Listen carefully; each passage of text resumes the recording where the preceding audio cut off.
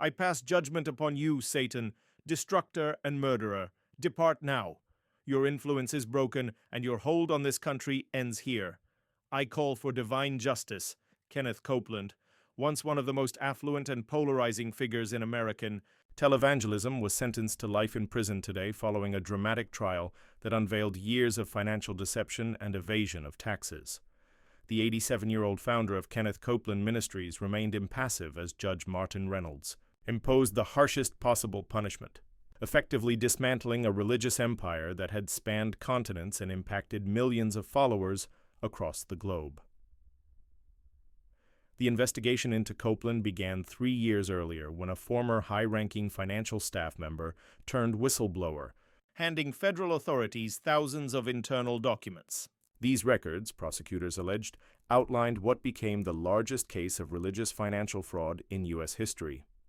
Michael Thornton, who worked as the ministry's deputy financial controller for 14 years, secretly duplicated records offshore. Banking data and internal communications before resigning in 2020. I couldn't stay silent any longer, Thornton testified. I watched struggling families give their last dollars while Mr. Copeland used their offerings to buy more jets and real estate. I felt called by God to bring the truth to light, no matter the cost. A subsequent joint investigation by the IRS, FBI, and Department of Justice revealed that Copeland had personally redirected more than $150 million in church donations to finance his opulent lifestyle. This included acquiring private planes, sprawling estates, and high-end automobiles. Bank statements showed Copeland spent $17.5 million on private jets in a single year, all while telling donors their money supported global missions and humanitarian efforts. Prosecutors illustrated how he had built a complex web of front companies and foreign accounts to conceal assets from tax authorities. More than 30 shell corporations were traced to tax havens such as the Cayman Islands, Panama, and Liechtenstein. These entities had no legitimate spiritual function, serving instead to obscure the movement of money. The most damning revelations included instructions from Copeland to falsify donation records and operational expenses to retain the ministries tax-exempt status, all while treating the organization's finances as his personal bank account. He didn't blur the line between ministry and personal spending. He erased it, said Assistant U.S. Attorney James Wilson during the trial. To Mr. Copeland, church accounts were his own. Donor contributions didn't support ministry, they supported his empire. In the Fort Worth, Texas courtroom, the gallery was filled with former followers, many of whom had given away large portions of their savings based on Copeland's assurances that divine favor would follow. Some cried as the prosecution presented evidence, including videos of Copeland urging low-income viewers to donate their seed faith gifts, promising supernatural debt relief.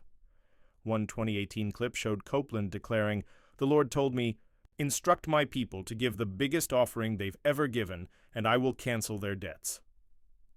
After that broadcast, the ministry received over $20 million, $6 million of which funded a Florida waterfront property acquired via a shell company linked to Copeland's relatives.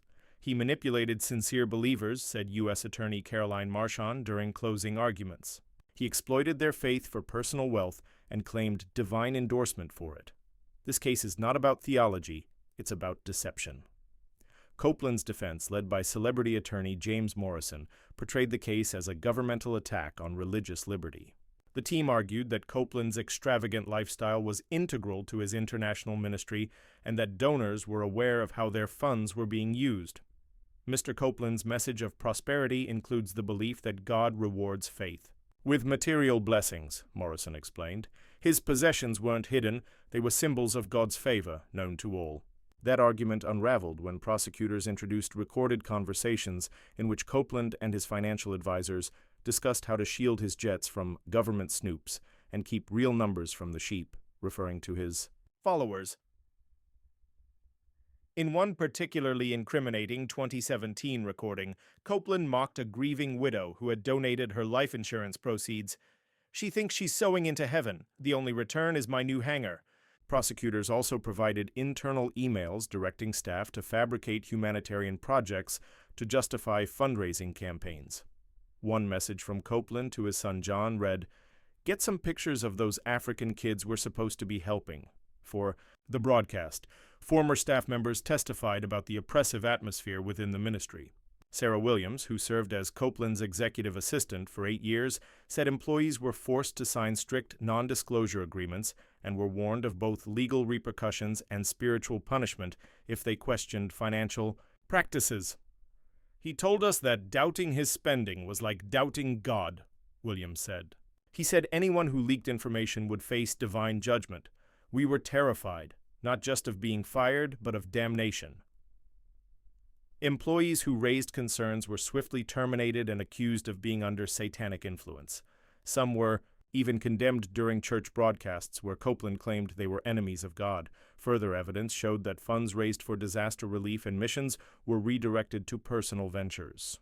Only a small fraction, less than 3% of donations collected for Hurricane Katrina victims, made it to actual aid organizations.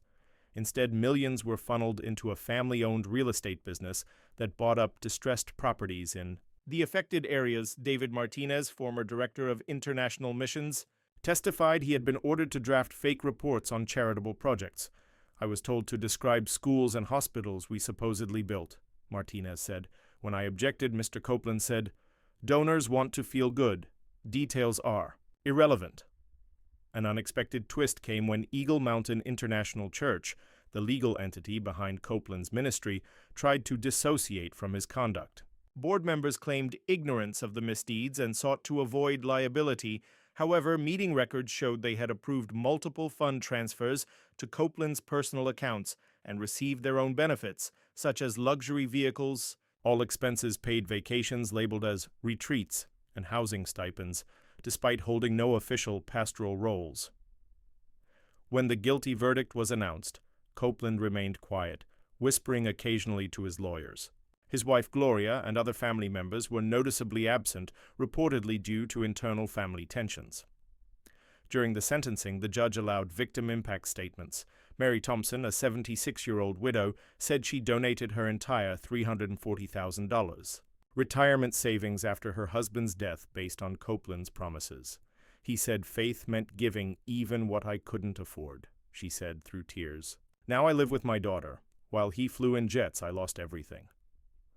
Robert Castillo, a former ministry partner, described how he and his family contributed over $800,000, mostly through loans against their home and business. "He told us we'd receive 100-fold return," Castillo said. "We lost everything. Our home, our business, nearly our marriage. The worst loss wasn't financial. It was realizing we were betrayed by someone we saw as a man of God." Janet Williams shared perhaps the most emotional story. Her husband died after rejecting cancer treatment, relying instead on Copeland's healing promises. He gave $25,000 to the healing school, she testified. Copeland told him that seeking medical care showed a lack of faith. He died believing he hadn't been faithful enough. When invited to speak, Copeland refused to apologize. Quoting scripture, he insisted his ministry helped millions and that God alone could judge him. "The Lord knows my heart," he said firmly. "This ministry has brought salvation and healing worldwide. I regret nothing. My conscience is clean before God. Like Paul, I am persecuted for preaching prosperity." Judge Reynolds was unswayed. "You didn't just exploit faith, you monetized it deliberately," he said. "This sentence reflects not only financial harm, but the spiritual damage you inflicted. In addition to the life sentence for fraud, money laundering, and tax evasion, the court ordered the forfeiture of around $240 million in assets, including Copeland's 1,500-acre estate, his jet fleet, and multiple properties across Texas, Colorado, Florida, and California. Restitution was mandated for identified victims, though full repayment was deemed impossible. Eagle Mountain International Church was also held liable, with a court-appointed receiver tasked with evaluating which assets could be liquidated, legitimate. Religious functions were protected, but the fraudulent commercial operations would be dismantled. As Copeland was escorted out in handcuffs, reactions were mixed. Some former followers felt justice had finally been served, while others remained loyal, calling it a spiritual attack. "This is persecution," said longtime supporter Diane Reynolds. "He helped millions find faith. These charges are Satan's attempt to silence the gospel." Others celebrated the verdict. Support groups have formed nationwide, helping victims recover from what many describe as spiritual abuse. I lost 30 years and thousands of dollars, said Emily Cartwright of Dallas. But the real tragedy was losing my authentic connection to God. Now I'm rebuilding that from scratch.